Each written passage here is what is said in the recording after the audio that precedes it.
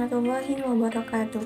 Halo semuanya, apa kabar? Perkenalkan, nama saya Dea Davina, NIM 2120202116. Di sini saya ingin memenuhi tugas mata kuliah Pengembangan Media dan Sumber Belajar yang diampu oleh Bapak Dr. Muhammad Isnaini, SAG, MPD. Berikut ini videonya. Baiklah, untuk pembahasan yang pertama yaitu mengenai manfaat media pembelajaran. Ada 4 manfaat yang akan saya bahas. Yang pertama, yaitu mempermudah pemahaman materi pembelajaran. Penjelasannya adalah media pembelajaran dapat membantu siswa untuk memahami materi yang telah diajarkan dengan lebih mudah. Di mana media pembelajaran ini disajikan dalam bentuk visual atau audio yang lebih menarik dan juga dapat membantu membangkitkan minat belajar siswa. Untuk manfaat yang kedua yaitu meningkatkan kreativitas siswa. Media pembelajaran dapat membantu siswa untuk berpikir kreatif dan juga dapat untuk mengeksplorasi ide-ide baru dalam belajar karena siswa berinteraksi dengan materi pelajaran dalam berbagai bentuk yang berbeda. Kemudian yang ketiga yaitu mempercepat waktu belajar. Media pembelajaran dapat membantu siswa untuk mempercepat waktu belajar karena dengan menggunakan media pembelajaran, siswa dapat memperoleh informasi secara cepat dan juga efisien. Kemudian manfaat yang keempat yaitu meningkatkan daya ingat siswa.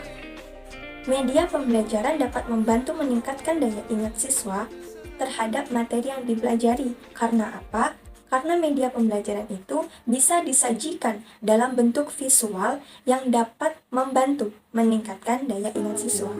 Pembahasan yang kedua mengenai klasifikasi media pembelajaran. Ada 4 klasifikasi di sini. Yang pertama itu ada media cetak, di mana media cetak adalah media pembelajaran yang berbentuk kertas ataupun buku. Kemudian yang kedua, media audio.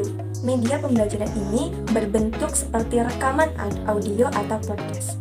Kemudian yang ketiga yaitu media visual, di mana media pembelajaran visual ini berbentuk gambar ataupun video.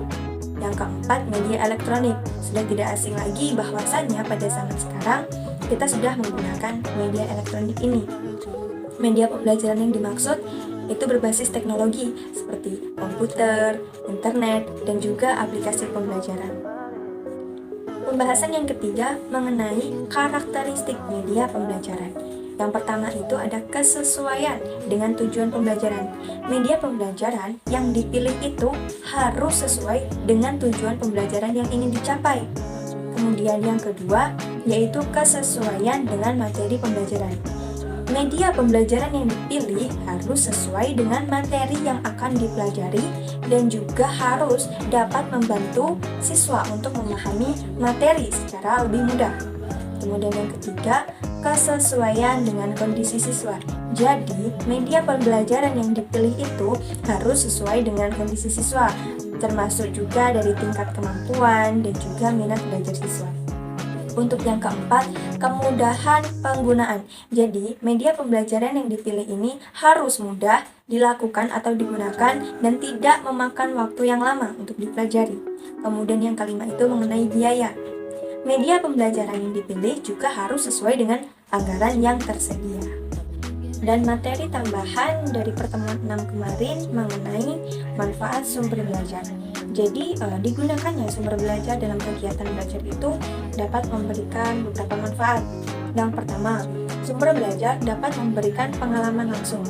Yang kedua, sumber belajar dapat menyajikan sesuatu yang tidak mungkin diadakan. Contohnya, seperti model, foto, denah, dan juga sebagainya. Manfaat yang ketiga, sumber belajar itu dapat menambah pengetahuan dan juga dapat memperluas pengalaman. Diterapkannya bentuk belajar yang menghadapkan siswa kepada sejumlah sumber belajar akan memberikan beberapa manfaat lainnya, seperti dapat memanfaatkan sepenuhnya segala sumber informasi sebagai sumber belajar. Yang kedua itu dapat memberikan pengertian kepada murid tentang luas dan aneka ragamnya sumber-sumber informasi yang dapat dimanfaatkan untuk belajar.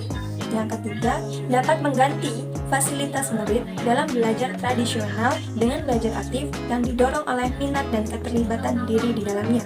Kemudian yang keempat itu meningkatkan motivasi belajar dengan menyajikan berbagai kemungkinan tentang bahan pelajaran. Kemudian yang kelima, memberikan kesempatan pada murid untuk belajar menurut dengan kecepatan dan juga kesanggupannya. Yang keenam, lebih fleksibel dalam menggunakan waktu dan ruang belajar. Yang terakhir itu, mengembangkan kepercayaan diri dalam hal belajar yang memungkinkan untuk melanjutkan belajar sepanjang hidupnya. Sekian video pembahasan materi dari saya. Kurang dan lebihnya saya mohon maaf, kepada Allah saya mohon ampun. Saya akhiri. Wassalamualaikum warahmatullahi wabarakatuh.